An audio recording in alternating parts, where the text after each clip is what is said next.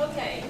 Hello, everyone. We are delighted that you are here, and if you want to come closer, that's okay. That would be great. We are delighted to share the St. John's Bible Heritage Edition with our community. And we are very thankful that today we have David Alloway with us, and you will be hearing from him in just a minute. And also Dr. President Lyle Rulos.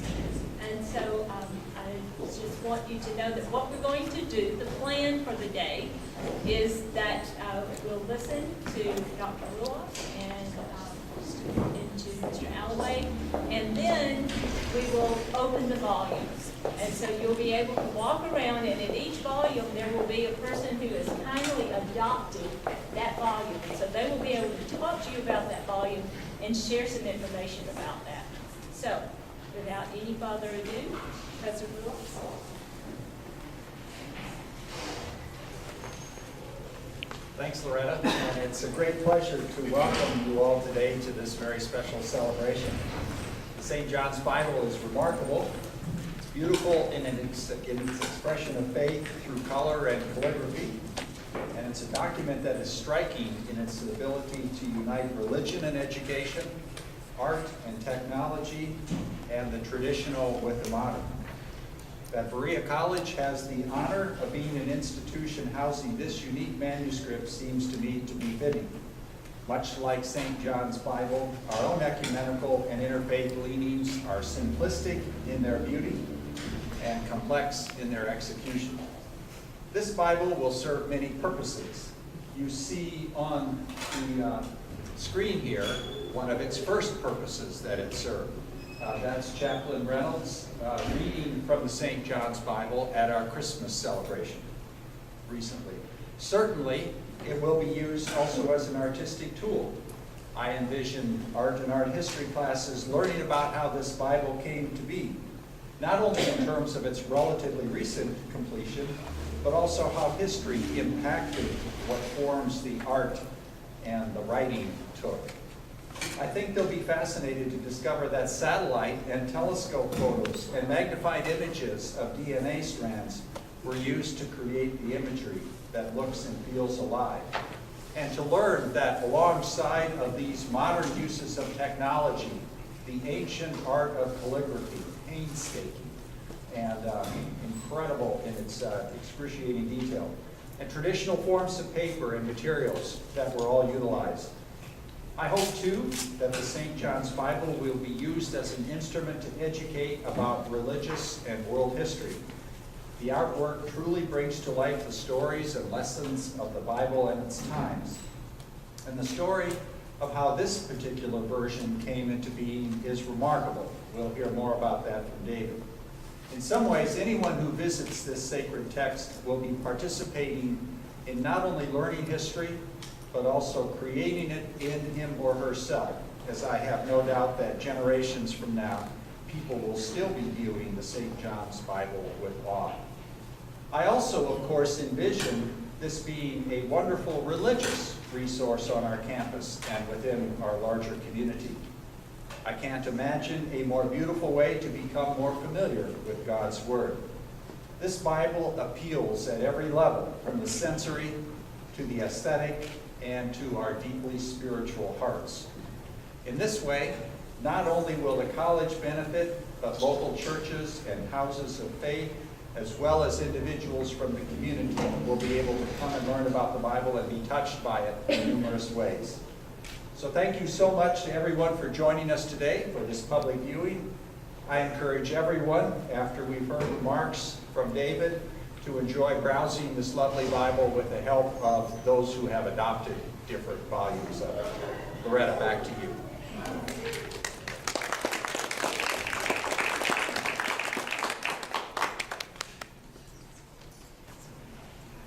Good afternoon, Berea.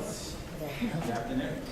On behalf of St. John's University and the St. John's Bible team, I want to thank you, President Rilla, and your team for bringing the St. John's Bible here to this wonderful college.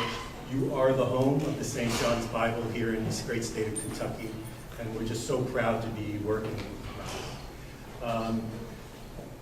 The mission of the St. John's Bible is to ignite the spiritual imagination of people around the world of all faith journeys. And I said this earlier to some of the people in the chapel today. It's such a challenge to take on a mission statement like that when you're a small Catholic liberal arts college in the middle of central Minnesota. That's a big idea. And the only way that we actually achieve that goal is by partnering with institutions like yours in telling this story, in presenting this historic manuscript.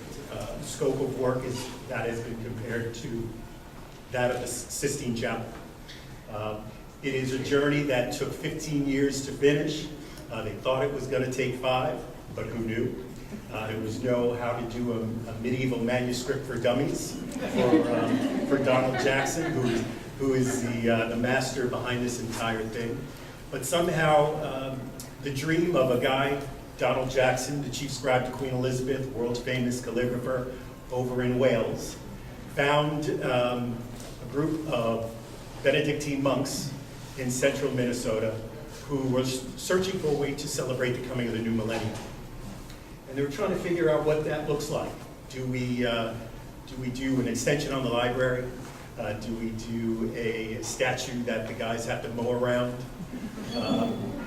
As they are big thinkers, they said, let's do something big.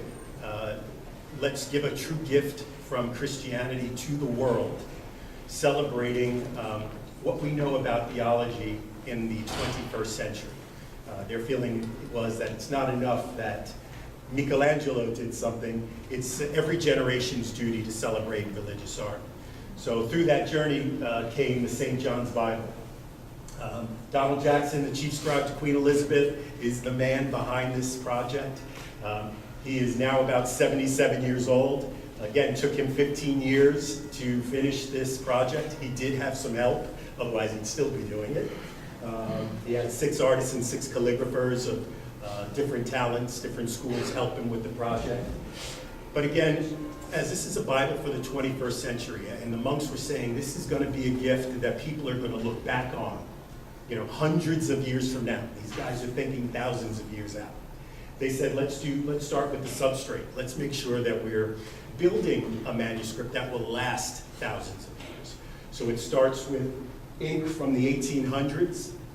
When you actually look at this ink, it's actually candle smoke. So when you think about lighting a candle, putting your hand here, and the soot that you collect on the bottom of your hand, that's the ink that was used to create 1,160 pages of this manuscript. It's a living, breathing document. Vermilion, lapis, lazuli, all colors of the earth were all used to create the colors for this manuscript. So when you look at it, you'll see these bright, beautiful colors when you open up the manuscript. Egg yolk was mixed with the colors of the ink, ground up, and then were put together to create these beautiful colors. If you think about egg yolk, and if you leave it on your plate, trying to scrape it off is not so easy. Well, if you put it on this on the vellum, the calfskin that was used for this Bible, you cannot get it off. Then the egg whites were then used and mixed with the black and blue ink to then actually do the script. Not like in Hollywood, where you see these guys walking around with feathers as they're writing. It doesn't work like that. What you have to do is you have to tear the feathers off the barb. If you are a hunter, they are actually very pliable. So what you end up doing is you have to roll around each one of these quills in hot sand. That's 300 degrees for 3 minutes, and then it becomes like your fingernail, and you can fasten it and use it as a writing utensil. 24 karat gold, platinum, and silver were all used in this manuscript for a couple different reasons. Wherever you see gold in this manuscript, it reflects the divine. Okay? That is beautiful and critical to this manuscript as you're looking at it. But it also, remember, gold has a reflective quality, right? So the whole concept being you're looking into this illumination, And you're seeing yourself in this illumination. The concept being that God is in each one of us as well, and he's in the Word. This is not paper. Well, the original is not paper. It is calfskin vellum. These massive pieces of calfskin vellum were used to handwrite this manuscript. It takes weeks to prepare each one of these pieces of vellum. They have to be soaked in lime, dried, scratched, scrunched, stretched, and then finally they're in a place where they can be used as a place where the script goes. So we're going to do this Bible. It's going to be a Bible for the 21st century. It's going to tell our story in the 21st century, but what does that mean? Right? That means we have to look at theology as we see it today.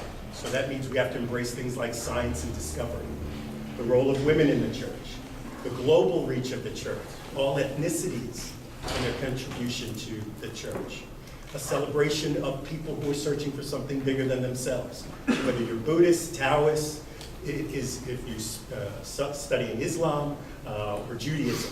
This is our story. This is a shared story, and that's a critical part that lies within the St. John's Bible. So it all kind of starts with, if hopefully you guys can see, and if you can't, you should see. This is actually the creation scene, one that you will see in this Bible in the Pentateuch volume today. But just to start to give you a little idea of what you're about to see and experience. What you have here is the creation, the 7 strips, totaling the 7 days. But 21st century style, here we have, if you could flip to the next one, here we have a little blow up. Over here, tohu, wabohu, formless void, okay? All the Hebrew in this Bible is done by a Hebrew scribe. Here you have gold, where God says, let there be light. You have fractals here. So these are fractals, so embracing chaos theory, the Big Bang. Science and religion work. They're not at odds. They work together.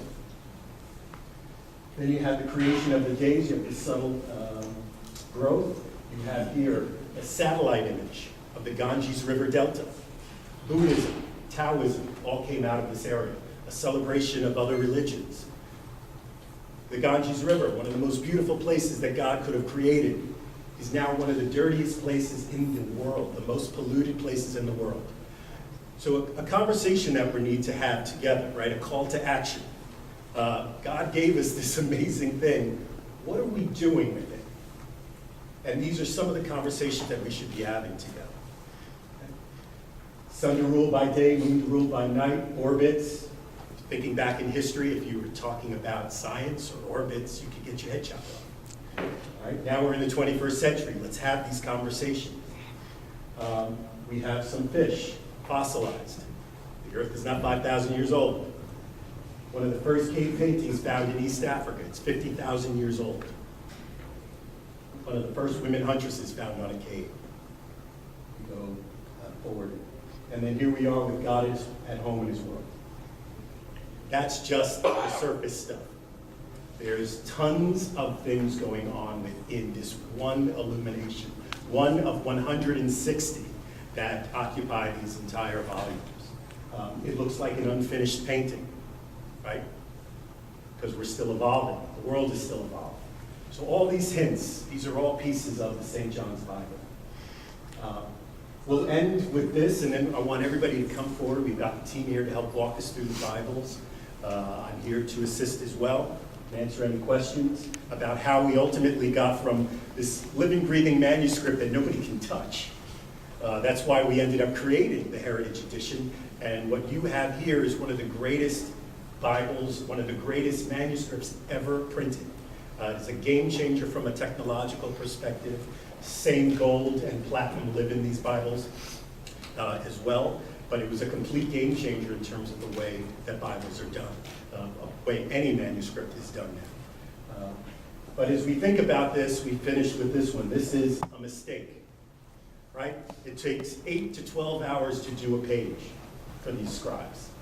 So you're working on that page, you get to the end, you go back to check your work, and you say, my God, I forgot a lot. A lot of those, right? It starts to all sound, it all sort of melds very easily together. So this is called a sign of return. This was done the same way in medieval manuscripts. You got the bumblebee here. Also the little sign, right? Bumblebees, we've got some challenges with our bees, right? So there's all these little hints, little stories, things we're trying to tell. With a pulley system, here's the line that was missed, and here's where it goes. So we use all kinds of fun ways to celebrate our mistakes. This is done by man, and God has chosen us, as imperfect as we are, to do his work. So we have to find a way to celebrate some of this. So you'll find little mistakes in each one of the volumes. And that's the story of this historic manuscript, and we're so proud to have it here at this college, and for generations we'll be coming back to Berea to learn about how we see the world from the 21st century, from a theological perspective. And we're so proud to be here. We thank you.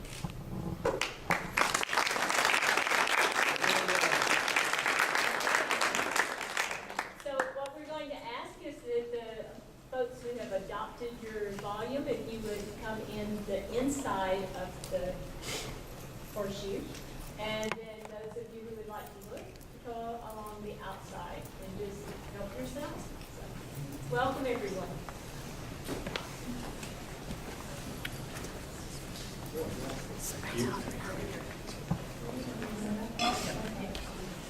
Loretta, can you say what each of the volumes are? People might or David? Yes, yes. This is the entire Bible is made up in all 7 volumes. This is the translation. Some people want to know about the translations. It's important. We chose the NRSV as the translation.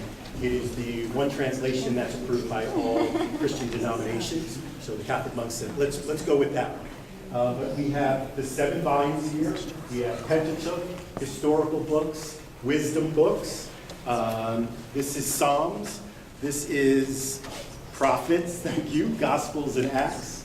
And this is Letters and Revelations, which has some crazy stuff. It's pretty intense. But come on down and enjoy it. Yes.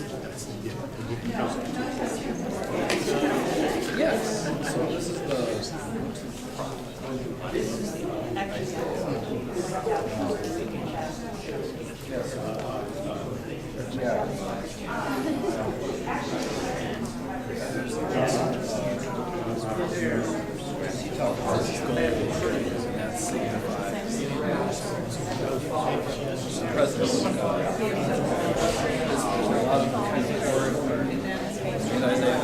thus says the Lord. Kind of special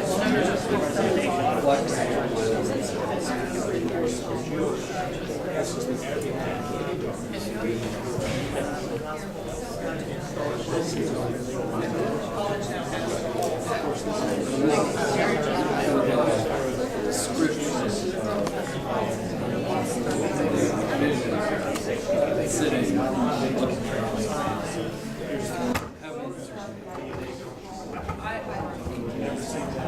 having